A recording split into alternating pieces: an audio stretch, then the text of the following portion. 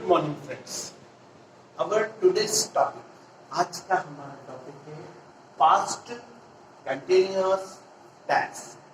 Past मतलब भूतकाल, continuous मतलब लगातार जो चल रहा है, टेंस मतलब काल, मतलब ऐसा वाक्य जो कि बीते हुए समय में चल रहा था। मतलब जिस समय की हम बात करें, जैसे कल जब आप मेरे घर आए थे तब मैं खाना खा रहा था। जब आप आए उस समय क्या कर रहा था? खाना खा रहा था। खाना खत्म नहीं हुआ, दैट इज कल की बात हो गई, मतलब पास्ट हो गया। और खाना उस समय चल रहा था, मतलब पास्ट कंटिन्यूअस टेंस।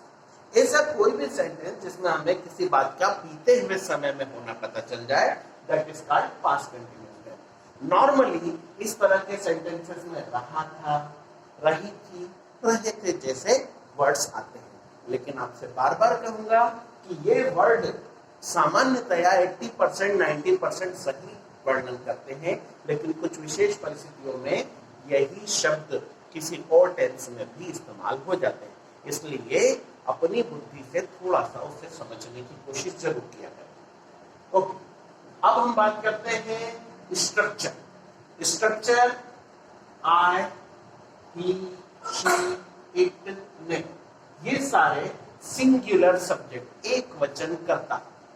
आई मतलब मैं अकेला, ही मतलब वह अकेली, शी मतलब वह अकेला, शी मतलब वह अकेली, इट कोई प्राकृतिक वस्तु, नेम किसी का नाम, इन सबके साथ क्या आएगा? वाज। सिंगुलर सब्जेक्ट के साथ वाज। और जितने भी प्लूरल सब्जेक्ट है, वी मतलब हम, यू मतलब तुम, सब, दे मतलब वे सब, इन सब के साथ क्या आएगा? वर। सिंगुलर के साथ वाज, प्लूरल के साथ वर। इन सभी में मेन वर्ब में आईएनजी प्लस ऑब्जेक्ट मतलब शेष वाक्य। सिंपली कुछ सेंटेंसेस की प्रैक्टिस करते हैं हम।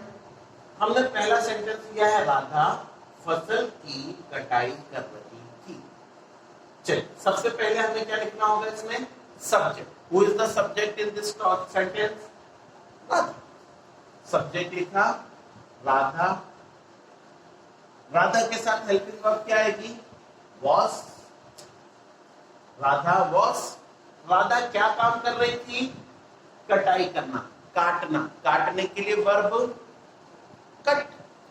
Radha was CUT, cut. Cut में आईएनजी लगाना है। कट में आईएनजी लगाएंगे तो मुझे बताइए, CUT आईएनजी या TT ING?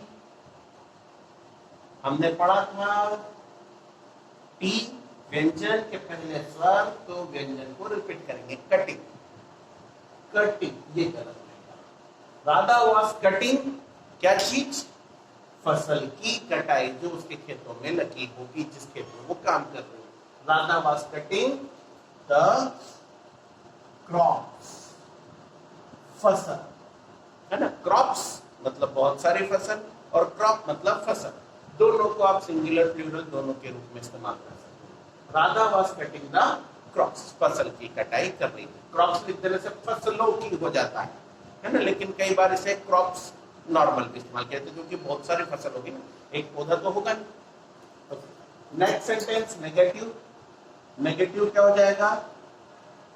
Radha helping verb was. Helping verb के तुरंत बाद क्या लगा देंगे हम? Not cutting the crops. Interrogative was Radha cutting the crops, question mark. And interrogative negative was not Radha. इनमें तो कोई समस्या नहीं आती है आपको नेगेटिव इंट्रोगेटिव बनाने के लिए। अगर आती है तो आप हमें बताएं, हम आपकी प्रैक्टिस और करवाएंगे। अदरवाइज हम समझते हैं कि अब आपकी इनकी प्रैक्टिस अच्छी हो चुकी है। Was not Radha cutting the crops, question. Next sentence, Shri Krishna बांसुरी बजा रहे थे। आप इस सेंटेंस में पहचाने कौन है कर्ता? कृष्ण नहीं। आप देखो सिर्फ कृष्ण अलग बात होती, यहाँ लगाया श्री कृष्ण बांसुरी। इन दोनों शब्दों के बाद तो ये क्लियर हो जाता है कि वो गिरधारी, वो मदन मोहन, है ना, भगवान श्री कृष्ण की बात हो रही है और किसी विशेष व्यक्ति की बात हो रही है तो द जरूर लगाएं। जब पर्सन आइडेंटिफाइड है तो द लगाना कंपल्सरी। द लगाने के बाद आप उसे श्री कृष्णा, या कुछ लोग बोलते हैं कि द लगा दिया है, द रिस्पेक्टेबल है इसे, तो श्री लगाने की जरूरत नहीं है, द कृष्णा भी लिख सकते हैं, लेकिन हम द श्री कृष्णा ही लिखेंगे। द श्री कृष्णा सब्जेक्ट हुआ, सब्जेक्ट के बाद में हेल्पिंग वर्ब। अब श्री कृष्णा अकेले हैं तो वाज लगना चाहिए, है ना, लेकिन हमारे लिए वो परम आदरणीय होने के कारण से हम उन्हें जगत संसार के सब रचयिता के रूप में मानते हैं, पूरी सृष्टि उनको मानते हैं, तो वो अकेले हो ही नहीं सकते। इसलिए हमारे अनुसार यहाँ पे क्या लगना चाहिए, वह। बट नॉर्मली इंग्लिश लिटरेचर के हिसाब से हम इसमें अभी क्या लगाते हैं, was. The Shri Krishna was. फिर मुख्य क्रिया क्या है, बजाना। बजाने के लिए वर्ब, बजाने की वर्ब क्या होगी, याद है किसी को? आप लोग आपके घर में कैसेट प्लेयर या टीवी बजाते हैं तो क्या वर्ब यूज होता है, कौन सा बटन प्ले करते हैं, प्ले, है ना, तो बजाने के लिए play. The Shri Krishna was play में आईएनजी, प्लेइंग। यहां पर मैंने वाई को रिपीट नहीं किया, इसका रीजन बताया था मैंने आईएनजी के नियमों में, ध्यान देख लीजिएगा जिसे याद नहीं हो उधर वापस से। The Shri Krishna was playing क्या चीज, बांसुरी। बांसुरी बजाने को बहुत सारे वाद्य यंत्र है, ढोलक, ड्रम, उन्होंने क्या बजाई, बांसुरी, तो द फ्लूट। हम यहाँ पे बांसुरी को भी विशेष मान रहे हैं। The Shri Krishna was playing the flute. इनके नेगेटिव इंट्रीगेटिव बना लेंगे आप लोग कि मैं बनवाऊं, मैं समझता हूं आप लोग बना लोगे, मैं अब इसमें ज्यादा प्रैक्टिस नहीं कर रहा, इसको आप लोग खुद कर लेंगे। नेक्स्ट, हम अंतरिक्ष की सैर कर रहे थे, करता कौन, हम के लिए वी, वी के साथ हेल्पिंग वर्ब वी वर, इसको वेयर नहीं पढ़ते, इसको क्या पढ़ते, वर, वी वर। हम क्या कर रहे थे, वी वर सैर करना। सैर करना मतलब घूमना फिरना, घूमने फिरने के लिए वर्ब ट्रेवल।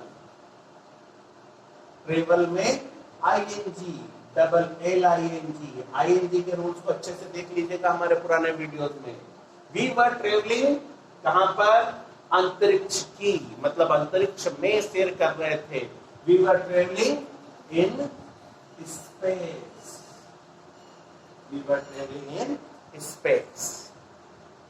अगला सेंटेंस है, आप खाना पका रहे थे, करता कौन, आप, आपके लिए यू, यू के साथ हेल्पिंग वर्ब वर्ब, मुख्य क्रिया पकाना, खाना पकाना, खाना बनाना।